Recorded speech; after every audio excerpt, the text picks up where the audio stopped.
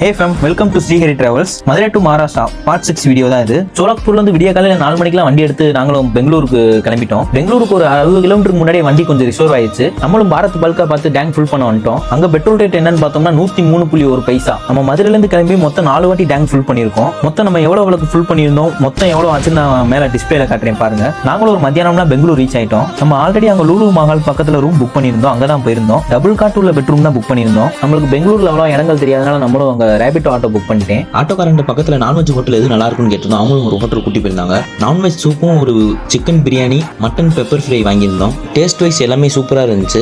அதெல்லாம் சாப்பிட்டு முடிச்சு நாங்களும் ஈவினிங் போல லூலு மஹால் தான் சுத்தி பார்க்க போயிருந்தோம். டிஃப்ரெண்ட் கேம்ஸ் எல்லாம் நிறைய இருந்துச்சு. அதெல்லாம் நாங்க சுத்தி பார்த்து முடிக்கிறதுக்கே எங்களுக்கு நைட் 9-10 மணி ஆயிடுச்சு. அங்கிருந்து வாக்கிங் டிஸ்டன்ஸ் தான் ரூம் போட்டிருந்தோம்.